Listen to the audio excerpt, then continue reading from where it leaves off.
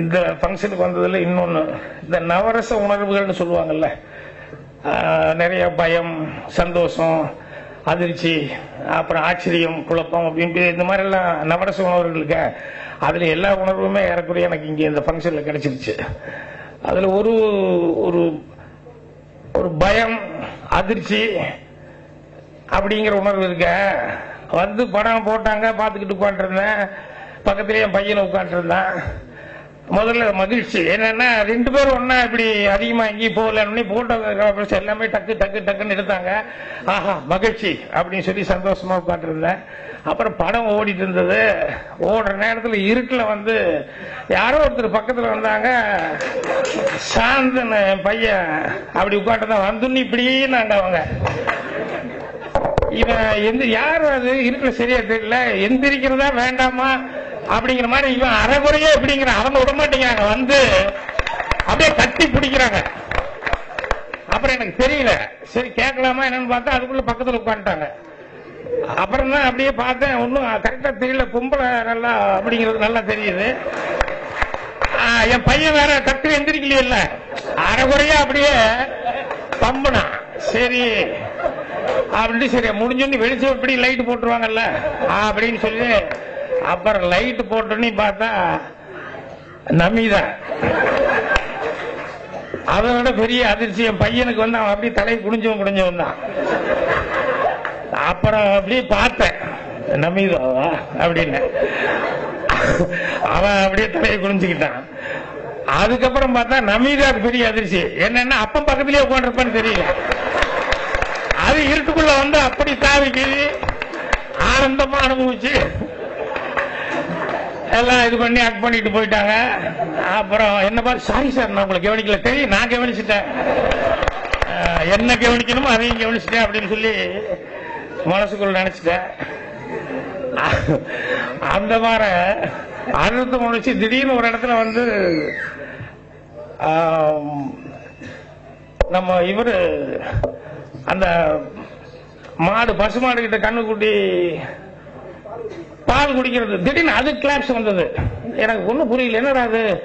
அப்புறம் தான் ஆஹா ப்ரொடியூசர் யாரு, உட்கார்ந்து இருக்காங்களே யாரு அப்படின்னு சொல்லி டக்குன்னு அண்டர்ஸ்டாண்ட் பண்ணி, தானாக விட்டாலும் தன்னுடைய சதையாடுன்னு சொல்லுவாங்க இல்லையா, சோ அந்த மாதிரி அந்த ஷாட் படத்துல வந்து ஆட்டோமேட்டிக்கா எல்லாம் கை தட்டிட்டாங்க. உடனே எனக்கு ஒரு பிளாஷ்பேக் என்னன்னா, இதே மாதிரி மாடு எப்படி முட்டி முட்டி பால் கண்ணை குட்டி குடிக்கும் இல்லையா, இந்த மாதிரி ஒரு கை ஓசையில வந்து ஒரு டச்சிக்கா ஒரு சீன் வச்சிருந்தேன். என்னன்னா, வில்லேஜ்ல பாத்தீங்கன்னா சாதாரணமாவே பெண்கள் வந்து டக்குன்னு குழந்தை அழுதுன்னா எடுத்து டக்குன்னு பால் கொடுக்கறதுக்கு உடனே மாரா பண்ணி அதை எடுத்து கவர் பண்ணிடுவாங்க. அது கவர் பண்ணிட்டா அவங்களுக்கு அது போதும். அதனால வாசல்ல இருந்தா கூட ஏதாவது ஒரு சத்தம் கேட்குதுன்னா என்ன இதுன்னு வேடிக்கை பார்க்கறதுக்கு அப்படியே குழந்தைய பால் குடிக்க வச்சுட்டு வந்து நின்று பார்ப்பாங்க. அதுல புதுசா ஒரு கேரக்டர் அந்த ஊருக்குள்ள வருது. எல்லாரும் ஜனங்கள்லாம் சத்தம் போடுறாங்க.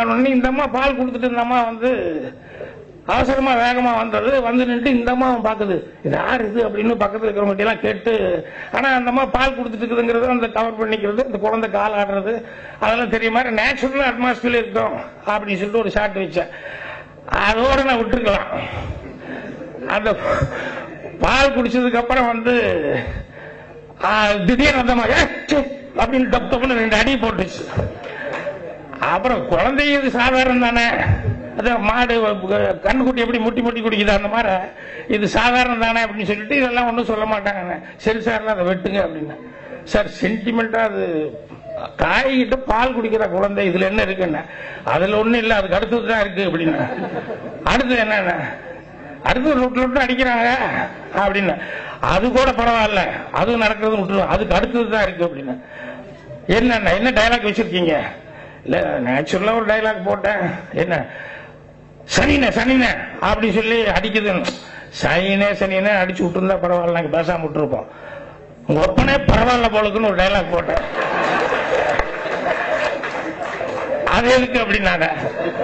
இல்ல அது ஒரு யதார்த்தமா அந்த அம்மா சொன்னாங்க, இந்த யதார்த்தமெல்லாம் நான் ஒத்துக்கவே மாட்டேன் அப்படின்னு சொல்லி அதை வெட்டு அப்படின்னாங்க.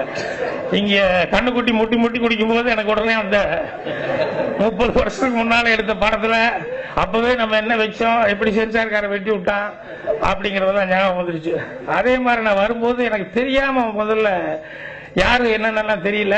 அப்புறம் ஒவ்வொருத்தரா அவரு தேவநாதன் சாருங்கிறாங்க, அப்புறம் அவங்க இவரு தான் ராசி அழகப்பன் தான் சி அழகப்பட்டு பேர் வச்சுட்டாங்க, அப்படி இப்படின்னு எல்லாம் சொல்லி ஆஹா அப்படின்னா அப்புறம் எப்படி அவர் வர்றாருன்னா அவருடைய சமூகத்தை சேர்ந்தவங்க எல்லாருமே கட்சி கிச்சி எல்லாரும் ஆளுங்க நிறைய பேர் இருப்பாங்க இல்லையா.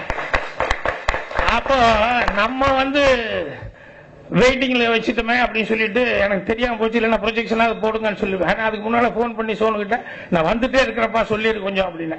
அப்புறம் எனக்கே ஒரு டென்ஷன் ஆகி போச்சு.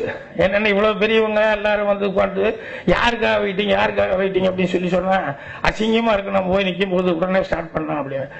அதுக்கப்புறம் தான் காமெடி ஸ்டார்ட் ஆச்சு. என்னென்ன உள்ள வந்தேன், பார்த்தேன், கை கொடுத்தேன், அப்புறம் அவர்கிட்ட சந்தோஷமா சிரிச்சுட்டு உட்காந்துட்டேன்.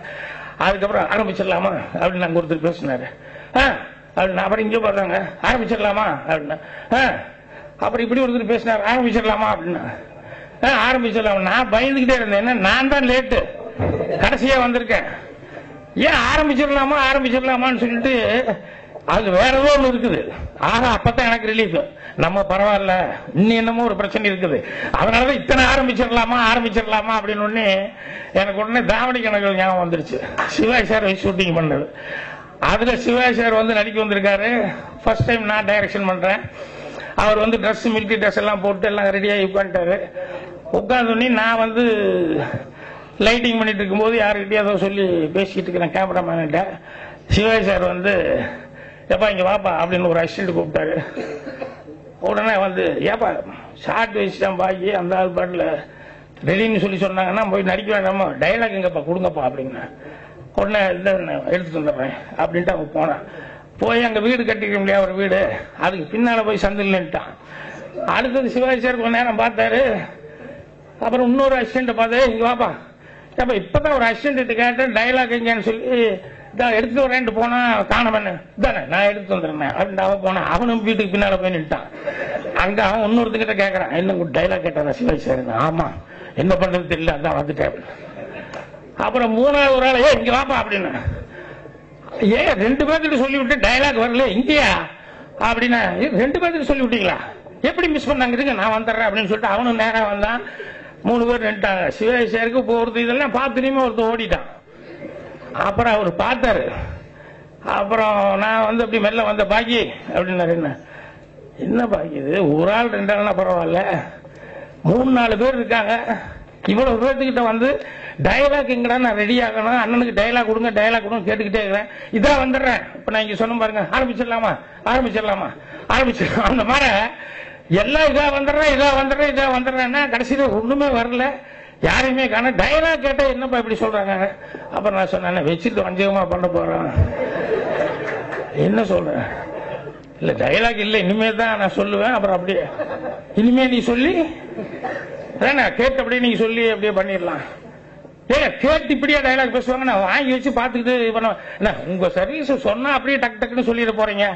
யோ நான் சினிமா இப்படி எல்லாம் கிடையாது, உண்மையிலேயே டைலாக் இருக்கா இல்லையா, உண்மையிலேயே இல்லைன்னா அப்படின்னு எப்படி எத்தனை நாள் சினிமா எடுத்துட்டு இருக்க அப்படின்னு நான் சொன்னேன். பேசி அரைச்சு மனசுக்குள்ள ஆசை போட்டு வச்சிருப்பேன். இப்ப ஃபர்ஸ்ட் ஷாட் சொல்லிட்டு இல்லைங்க, இப்போ அசிஸ்டன்ட் கூப்பிடுவேன், எழுதிக்கோட அப்படின்னு சொல்லுவேன்.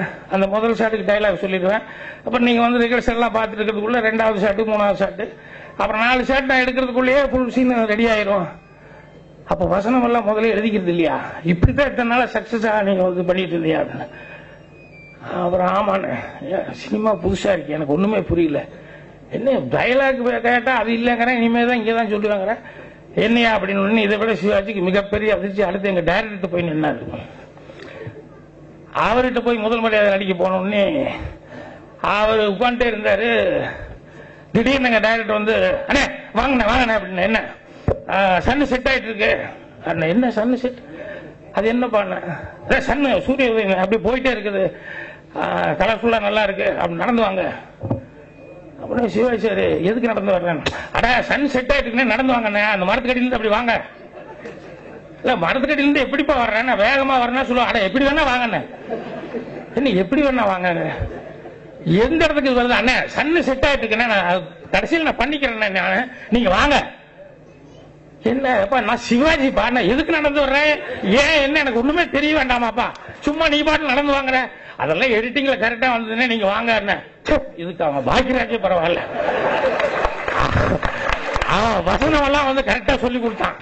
அந்த நேரத்தில் எழுதினா கூட இதுதான் வசனம், இதுதான் சீனு, அப்படி இப்படின்னு அவனுக்கு உணர்ச்சி எல்லாம் சொல்லி கொடுத்து, இவன் எதுக்கு நடந்து வர்றேன், எதுக்கு இது பண்றேனே தெரியாம இப்படி ஒரு படம் எடுத்துருக்கான்.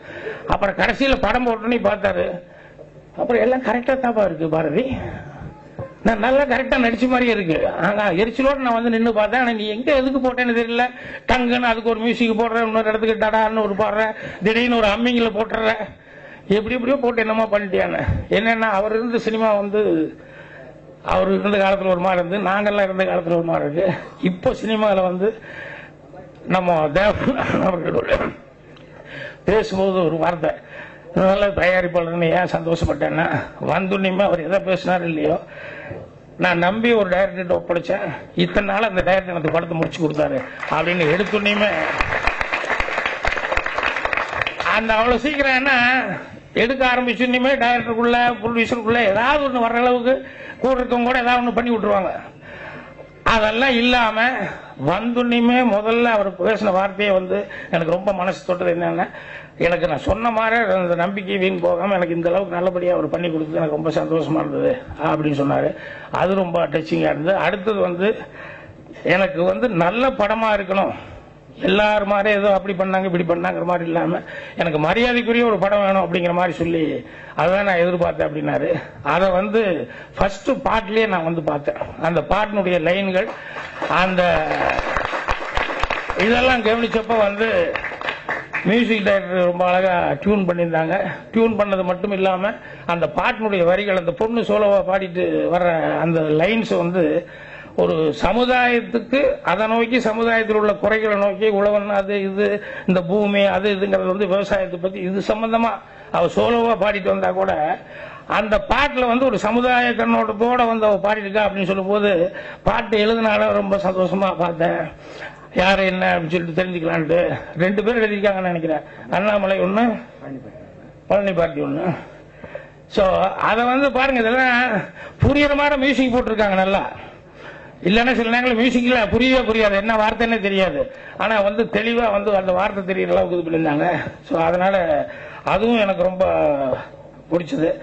அந்த முதல் பாட்டிலேயே வந்து இது பண்ணது. அதுக்கே மாதிரி டைட்டில் போடும்போதே வந்து ஒரு பானை சோத்துக்கு ஒரு சோறு பதங்கிற மாதிரி, இது கவனிக்க வேண்டிய மனிதர்கள், கவனிக்க வேண்டிய தருணம், கவனிக்க வேண்டிய அப்படின்னு சொல்லிட்டு இப்படி ஒவ்வொன்றும் போடும்போதே வந்து ஏதோ ஒன்று டைரக்டர் ஏதோ புதுசா ஒன்று சொல்ல வர்றாருன்னு சொல்லிட்டு அந்த கவனிக்க வேண்டிய தருணங்கள் அப்படின்னு கவனிக்க வேண்டிய அப்படிங்கும் போது, ஆஹா ஏதோ வித்தை காட்ட போறாரு அழகப்பன்.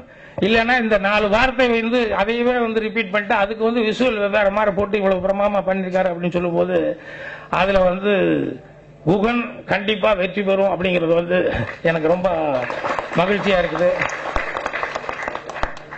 அந்த தேவநாதன் அவர்கள் வந்து தயாரிப்பாளராக வந்தது, அது மாதிரி அவருடைய எண்ணங்கள், அவர் வந்து எந்த மாதிரி படம் வரணும் அப்படின்னு சொல்லி இது பண்ணது, இதெல்லாம் பார்க்கும்போது வந்து இது இண்டஸ்ட்ரிக்கு வந்து ஒரு நல்ல ஒரு நன்மையான ஒரு இது. அவரு மற்றதுல பேர் எடுத்திருப்பாரு, இதுல இன்னும் பேர் எடுக்க போறாரு. அது வந்து அவருக்கு பிளஸ்ஸா இருக்கும். பிளஸ்ஸா இருக்கிற அளவுக்கு இந்த டீம் உழைச்சிருப்பாங்க. அதனால அந்த டீம் எல்லாத்துக்கும் வந்து மீண்டும் ஒரு முறை என்னுடைய மனமார்ந்த நன்றி தெரிவிச்சுக்கிறேன். சோனு எதுவும் ஃபீல் பண்ண வேண்டாம், அவர் அங்க போய் அவங்க அம்மாட்ட போய் ரிப்போர்ட் பண்ணுவார், என் மானத்தையே கெடுத்துட்டாரு அப்படின்னு சொல்லி சாயந்தரம் வீட்டில் போய் ஃபீல் பண்ணுவாப்ல. ஆனா ஓகே, தேங்க்யூ சார்.